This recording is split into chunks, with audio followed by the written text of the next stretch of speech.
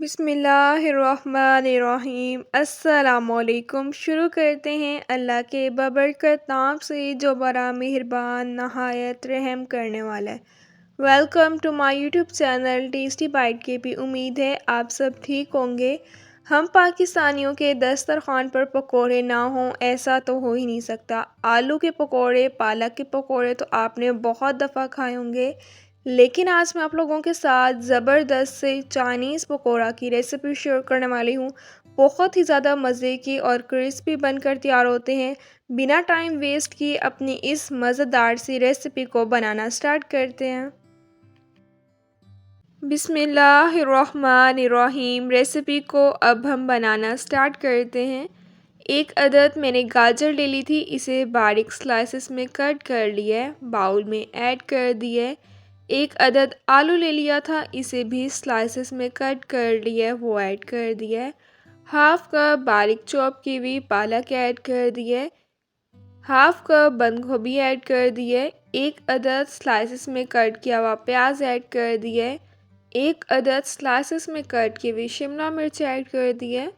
Half tea spoon इसमें अनार दाना ऐड कर दिया है। 1 टीस्पून साबुत सूखा धनिया ऐड कर दिया है। ये दोनों चीज़ें आपने लाजमी ऐड करनी है, इन्हें स्किप बिल्कुल भी नहीं करना। 1.5 कप अब मैं इसमें बेसन ऐड कर दूंगी। अब हम इसमें स्पाइसेस ऐड कर देंगे। 1 टीस्पून नमक ऐड कर दिया है। 1 टीस्पून कुटी हुई लाल मिर्च का पाउडर ऐड कर दिया है। हाफ टी स्पून अब मैं हल्दी पाउडर ऐड कर दूंगी। हाफ टी स्पून धनिया पाउडर। 1 टीस्पून अब मैं इसमें चाट मसाला ऐड कर दूंगी। अब मैं इसे अच्छी तरह से मिक्स कर लूँगी। स्पाइसेस आप अपने टेस्ट के अकॉर्डिंग कम या ज़्यादा भी ऐड कर सकते हैं। रमज़ानुल मुबारक में हम पाकिस्तानियों के दस्तरखान पर पकोड़े ना हों ऐसा तो हो ही नहीं सकता। आलू के पकोड़े, पालक के पकोड़े तो बहुत बनते हैं। इंशाल्लाह जब आप ये मज़ेदार से चाइनीज़ पकोड़ा बनाकर तैयार करेंगे तो आप आलू के पकोड़े और पालक के पकोड़ों को भी भूल जाएंगे। इतने ये मज़े के और क्रिस्पी बनकर तैयार होते हैं। रेसिपी को आपने ज़रूर ट्राई करना है। थोड़ा सा पानी ऐड करके अब हम इसे अच्छी तरह से मिक्स कर लेंगे।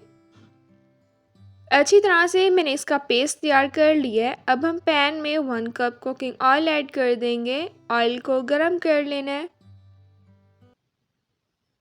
ऑयल गरम हो गया है, अब हम पकौड़ों को फ्राई कर लेंगे। आपको लग रहा होगा वेजिटेबल्स कच्ची रह जाएंगी, लेकिन नहीं, ऐसा बिल्कुल नहीं है। वेजिटेबल्स बिल्कुल भी कच्ची नहीं रहेंगी, अंदर तक ये बिल्कुल सॉफ्ट बनेंगी। पालक के पकौड़ों और आलू के पकौड़ों को भी ये पकौड़े पीछे छोड़ देंगे। आपने रेसिपी को ज़रूर ट्राई करना है। दस्तरखान पर ये मज़ेदार से चाइनीज़ पकौड़े चार चांद लगा देंगे। जब आप एक दफ़ा बनाएंगे सब आपसे इसकी रेसिपी ज़रूर पूछेंगे कि आपने इतने मज़े की ये चाइनीज़ पकौड़ा किस तरह से बनाए हैं, तो आपने उन्हें मेरे चैनल का ज़रूर बताना है। जब ये नीचे वाली साइड से अच्छी तरह से फ्राई हो जाएंगे तब हम इसकी साइड चेंज कर लेंगे। अगर अभी तक चैनल को सब्सक्राइब नहीं किया हुआ, वीडियोस इसी तरह से वॉच कर रहे हैं, देखिए चैनल को सब्सक्राइब करना बिल्कुल फ्री है, तो प्लीज़ आप मेरे चैनल को ज़रूर सब्सक्राइब करें।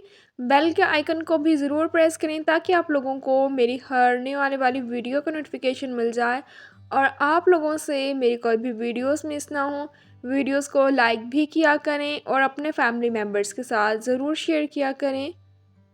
नीचे वाली साइड से अच्छी तरह से फ्राई हो गए हैं, अब मैं इसकी साइड चेंज कर लूँगी। पकौड़ों के साथ ज़बरदस्ती बनने वाली चटनी की भी मैं आपके साथ रेसिपी शेयर करूँगी। बहुत मज़े की पकौड़ों के साथ ये चटनी लगती है। थोड़े से मैंने फ्रेश पुदीने के पत्ते ले लिए हैं, अब मैं इसे ग्राइंडर मशीन में ऐड कर दूंगी। हाफ बारीक चॉप की हुई अब मैं हरी मिर्च ऐड कर दूंगी। थोड़ा सा बारीक चॉप किया हुआ अब मैं इसमें हरा धनिया ऐड कर दूंगी। हाफ बारीक चॉप किया हुआ अब हम इसमें टमाटर ऐड कर देंगे। हाफ टी स्पून इसमें नमक ऐड कर देना है। हाफ टी स्पून ज़ीरा पाउडर ऐड कर देना है। पानी आपने इसमें बिल्कुल भी नहीं ऐड करना। नमक आप अपने टेस्ट के अकॉर्डिंग कम या ज़्यादा भी ऐड कर सकते हैं। अब हम मज़ेदार सी चटनी को ग्राइंड कर लेंगे। पकौड़ों के साथ ये बहुत ही ज़्यादा मज़े की लगती है चटनी। टमाटो केचप या आप इसे पुदीने की चटनी के साथ भी सर्व कर सकते हैं, लेकिन ये पकौड़ों के साथ चटनी बहुत मज़े की लगती है। जब आपने चटनी बनानी है तो इसमें पानी बिल्कुल नहीं ऐड करना। अब मैं इसे डिश आउट कर लूँगी। मज़ेदार से और क्रिस्पी से चाइनीज़ पकौड़ा बनकर तैयार हो गए हैं। जितना ये दिखने में मज़े के और क्रिस्पी लग रहे हैं, इससे ज़्यादा ये खाने में लगते हैं। चटनी के साथ ये और भी ज़्यादा मज़े के लगते हैं। रेसिपी को आपने ज़रूर ट्राई करना है और मुझे कमेंट्स में ज़रूर बताना है कि आपने रेसिपी ट्राई की और आपको रेसिपी कैसी लगी। इंशाल्लाह जब आप एक दफ़ा ये चाइनीज़ पकौड़ा बनाकर तैयार करेंगे तो आप आलू और पालक के पकौड़ों को भी भूल जाएंगे। मुझे आप लोग अपनी दुआओं में याद रखिएगा। इंशाल्लाह फिर मिलूँगी आप लोगों से अपनी नेक्स्ट वीडियो में। तब तक के लिए अल्लाह हाफ़िज़।